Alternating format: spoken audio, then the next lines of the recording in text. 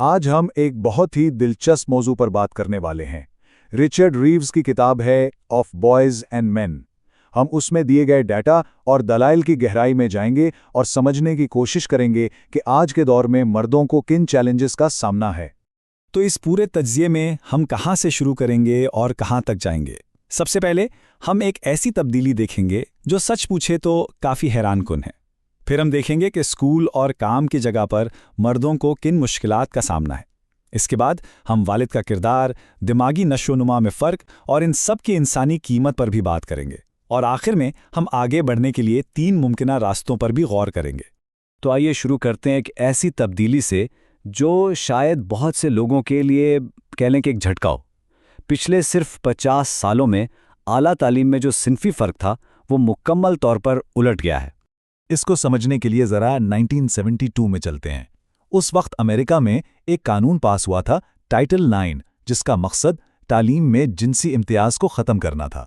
उस वक्त कॉलेज की डिग्रियों में मर्दों को 13% की वाज़े बरतरी हासिल थी, लेकिन आज 50 साल बाद सूरत हाल बिल्कुल उलट है।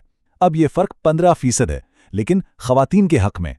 तो यहाँ एक बहुत बड़ा सवाल पैदा होता है, आखिर हुआ क्या? इतनी बड़ी तब्दीली कैसे आ गई? और क्या ये रुझान सिर्फ कॉलेज कैंपस तक ही महदूद है या इसकी जड़ें कहीं और भी हैं? और जवाब यह है कि नहीं, ये सिर्फ कॉलेज तक महदूद नहीं है। ये मसाइल तो बहुत पहले शुरू हो जाते हैं। तो आइए देखते हैं कि क्लासरूम से लेकर जॉब मार्केट तक ये कहानी कैसे आगे बढ़ती है।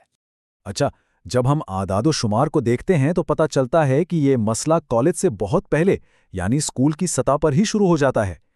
K-12 तालीम में लड़कियां औसतन लड़कों से बेहतर कारकर्दगी दिखा रही हैं। ख़ास तौर पर इंग्लिश जैसे मज़ामीन में वो लड़कों से तकरीबन एक पूरा ग्रेड आगे हैं। और सिर्फ यही नहीं, जो टॉप के 10% तालिब इल्म हैं उनमें 2/3 लड़कियां हैं, जबकि जो सबसे निचले 10% हैं उनमें 2/3 लड़के हैं। अब अगर लेबर मार्केट की बात करें तो इसके चैलेंजेस को समझने के लिए हमें एक ख़ास इस्तिलाह को समझना होगा। रिचर्ड रीव्स अपनी किताब में एक टर्म इस्तेमाल करते हैं, हील जॉब्स। ये हैं हेल्थ, एजुकेशन, एडमिनिस्ट्रेशन और लिटरेसी, यानी सेहत, तालीम, इंतज़ामिया और ख्वानदगी से जुड़े शोबे। और ये आज की मईशत में सबसे तेज़ी से बढ़ने वाले शोबे हैं। तो देखें, ये तस्वीर बड़ी खूबसूरती से मामले के 2 रुख दिखा रही है।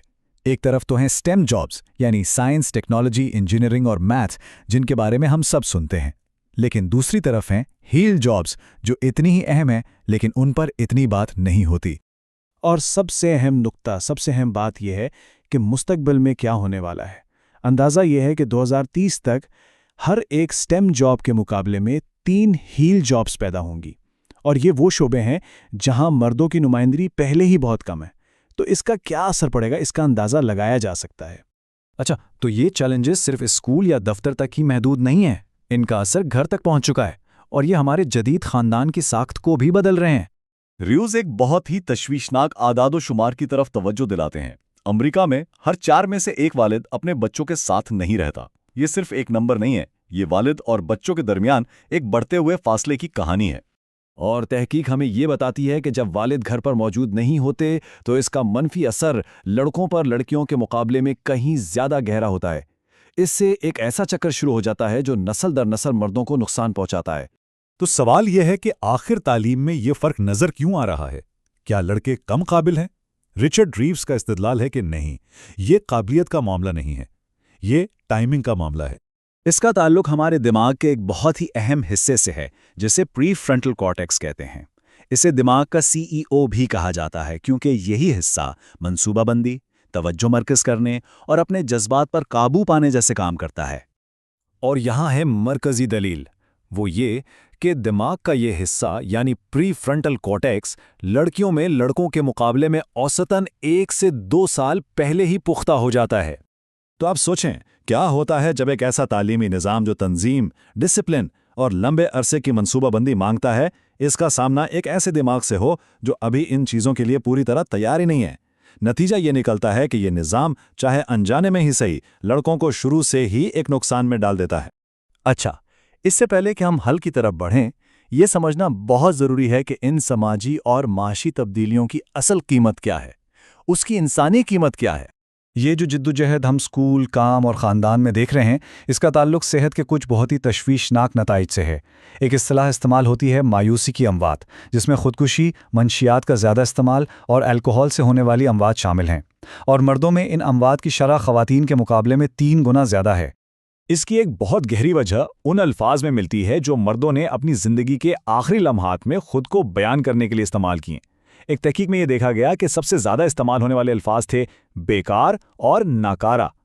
یہ اس گہرے احساس کی عکاسی کرتا ہے کہ ان کی کوئی ضرورت نہیں ہے۔ تو اب سوال یہ ہے کہ کیا کیا جا سکتا ہے؟ خوش قسمتی سے یہ کتاب صرف مسئلے کی نشاندہی نہیں کرتی، بلکہ کچھ ٹھوس اور عملی حل بھی تجویز کرتی ہے۔ ریوز 3 خاص پالیسیوں کی بات کرتے ہیں۔ پہلا، لڑکوں کو اسکول 1 سال دیر سے بھیجا جائے تاکہ ان کی دماغی نشوونما اور اسکول کی ضروریات میں مطابقت ہو۔ دوسرا، اسکولوں میں زیادہ سے زیادہ مرد اساتذہ کو بھرتی کیا جائے تاکہ لڑکوں کو رول ماڈل مل سکیں۔ اور تیسرا، پیشہ ورانہ تربیت یعنی ووکیشنل ٹریننگ میں زیادہ سرمایہ کاری کی جائے تاکہ روایتی تعلیمی راستے کے علاوہ بھی کامیابی کے راستے کھل سکیں۔ اور آخر میں یہ پورا تجزیہ ہمیں ایک بڑے سوال پر سوچنے پر مجبور کرتا ہے۔ جیسے جیسے ہمارا معاشرہ بدل رہا ہے، ہم ایسے نظام کیسے بنا سکتے ہیں جو ہر ایک کو، چاہے وہ مرد ہو یا عورت، آگے بڑھنے اور پھلنے پھولنے کا برابر موقع فراہم کریں؟